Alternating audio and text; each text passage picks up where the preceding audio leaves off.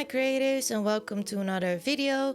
So today I'm gonna share with you how I made this birthday meal for my pen pal Debbie, who lives in Australia. So it took a little while in these times to get it there, but now I can share what I sent her for her birthday. So first of all, I am using a older Simon Says stamp card kit, and all the details will be in the description box down below with what I used and which kit, and if I can find it online, there are links. Some of them are affiliate links and some of them are not, just so you know, but everything I used is listed in the description box down below. So first of all, of course, because it's a birthday, I had to make a shaker card. I mean, you know, right? I love to make shaker cards. If I sound a bit distracted, by the way, Link is here with me taping this voiceover and he's a bit crying for attention. So yeah, I want to make a shaker card for Debbie. And first I also want to make a card with flowers because it's a Dutch tradition to give flowers to celebrate something. So that is what I wanted to do, to give her some flowers. I think last year I sent her a snail mail in a flower theme with flower papers and stuff for her birthday. So I thought it would be fun to do some flowers. So I stamped these with some archival ink, so they are permanent, and now I'm going to color them with my Ecoline colors, and I haven't used them in quite a while, so I'm really happy that I did so again. I really want to use them more, but I seem to forget that I have them. So I changed them up in my craft room where they are stored, and now they're more in my view, but I still haven't used them after this, so maybe I should do that again. But I just colored them in with some Ecoline, and where I wanted to have the shading, I did 2 layers, and where I didn't want to have any shading, I did one layer of Ecoline color. So now I took this pattern paper out of the kit, but at the end I will switch it out for another one, and you will see that later on. But first of all, I'm going to make the card panel for my shaker card. So this is my card base, and I am measuring it, and I like to make my card base 1/8 of an inch smaller on all sides. So there's this little white border around my card. I really like that, so that is what I do. And I'm going to cut out a circle with my Sizzix die machine.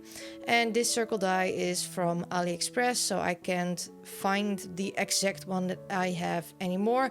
But you can just get any circle die, it doesn't really matter. Of course, I need to do a doodly border, so I take my Staedtler pigment liner and I do a doodly border, of course, because I do that on everything. And now it is time to grab some packaging to create the shaker part. So this is packaging from my double-sided tape, and it was already round, so I thought perfect for shaker cards with a round window. So that's why I kept that. I keep those packages in a separate box in my craft room solely for this purpose. So that, I don't know, I love to upcycle it, and it's free, and I upcycle it so there's less trash, which I really like. So now I saw the flower with my pattern paper, and I thought the colors didn't look nice together, and I couldn't find a good spot in that paper to put as a backing. So I changed to this paper with butterflies because I really like the color more in combination with my flower. So now I just measure out how big my square needs to be, so I don't have to fuss around with putting it straight on there. Now I'm taking a stamp set which is from Marianne Design, and it says happy birthday, and like I said, all the color names and everything that I used is listed down below in the description box. So after I stamped out happy birthday, I am going to create the shaker part, and well, the uplifted part. And what I like to do is to double up my foam tape and cut it in half, so I don't have to buy separate rolls of foam tape for different purposes.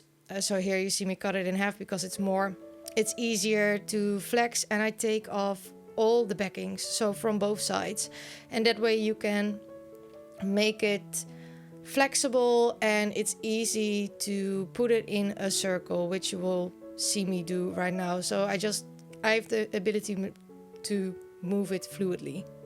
Whoa. Sorry if I sound a bit chaotic. Today is a chaotic day. So I have a lot of trouble with focusing. After I close the window, I always add the excess somewhere else on the card because the whole card panel needs to be lifted up for this. And now I'm going into my sequence stash and I'm creating my own sequence mix. And I choose my colors always with the colors that are already in the card. So I take some of the bronze or gold and some pink, some translucent ones. And then I will go over to the other one and I will take some green because there are green leaves, and I will add some silver glitter. And this glitter is glitter that I saved from a birthday package that Seher had sent me, which was full of glitter, and I saved that glitter and now I'm using it for shaker cards. So I thought it was fun to give birthday glitter in a birthday card for someone else's birthday. So after that I close everything off with the pad and paper, and now it is time to stick my card panel onto my card base, and that is my shaker card. So now I will assemble my flowers around this card, and this time I didn't take as much time to fuss around because I had quite a clear vision of what I wanted to do. So I'm just going to stick my leaves down and my flower down, and I think after that my shaker card is done, I believe. So it took some time for Debbie to receive this. I sent it out in May and I think she received it 2 months later because of all the situation in the world.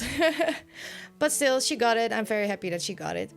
So now I'm going to stamp on the envelope that goes with the card. This envelope was also a part of the card kit.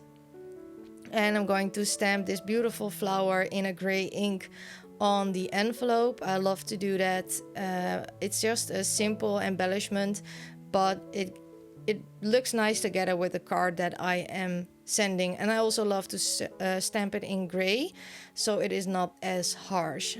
So now I'm just writing there, read me, because I also put my letter in or message in the card, so she could read that. And of course I also have to do a doodly border around the envelope, otherwise it wouldn't be complete. So now I'm going to add my envelope in the card, and I had some trouble with the embellishment sticking on places, but it was good. So here were the presents that I sent to Debbie. So she got from me some stencils, a washi tape set, and some llama stickers. And I wrapped them in some wrapping paper I bought at Hema. So I left that out because it's quite boring to watch me packages. But after that was time to decorate the envelope. So I sent this out as a parcel, but I decided to use an envelope as a parcel because I didn't have a box and I didn't want to take up too much weight with other things than presents. So what I did is you see me doing it here. I am going to cover the entire envelope also in the wrapping paper that I used for my presents. And I like to do things like this so everything is kind of cohesive together. So the wrapping paper is cohesive, and later on I will do something else that makes it more cohesive altogether. But this is one of the first times that I used this action glue, which I talked about, that I really didn't like. And I think in this video you can see very well how it crumples up my paper and you get all these wrinkles and bubbles. And so this is the point where I decided that I don't like this glue. And it really bothered me, but it's, it's fine. It's just an envelope, so it's okay. But I will remember that my wrapping paper doesn't like this glue, like not at all. So here I am adding some of the side pieces to the bottom of the envelope because I'm going to fold this envelope double. So the inside of this envelope, which you're seeing now on top, laying on top, doesn't need any wrapping paper because it will be folded in, so you will not see it, but you just saw a little tiny piece of the bottom when I checked this out. So that is why I stuck a little strip down the bottom. And I'm cutting this paper, this wrapping paper off down the sides, but it was kind of tricky because it is an envelope that folds and has folds. So I had to be a bit careful doing so, but I do think this is the best way to do it. So now you see how I'm planning to fold it as a little purse package, which I really liked. And now I'm going to add some washi tape to the sides just to give it a little bit extra embellishment because I thought it was a bit plain with just the wrapping paper. So I'm going to add washi tape like I'm doing here to all the sides of my envelope. But don't worry, you don't have to watch me put washi tape around all the sides because I think it's quite clear how I do that right now. So after I did that, I am just tweaking it a little bit, making sure that everything opens and closes properly. And now I'm going to decorate one side of this envelope purse folder thing. I'm going to write with very, very big letters, happy birthday. And I'm using a Posca paint marker because that is permanent and it writes very well on a lot of surfaces. So that is why I chose to use this black marker. And I'm also going to stamp out a flower and the leaves that I used on the card to decorate my envelope purse package parcel. But this time I didn't bother to get my stamp platform because I was lazy. And I think I stamped this in watering can, so they are gray. After I stamp them out, of course I'm going to fussy cut them, which you also don't have to see. And I'm going to find the perfect spot on my envelope. So on this side I will be saying happy birthday very big, and on the other side there will be the address label. So there was plenty of space for me to do some extra embellishing. And after I stuck these two pieces down, I am done and I will add my presents inside this envelope. So I really hope that you enjoyed this video and got some inspiration for your own snail mail or birthday packages to your pen pals. And if you like this video, I would love it if you'd give me a thumbs up. I would also love it if you would consider subscribing to my channel. Thank you all so much for watching and I hope to see you all next time. Bye!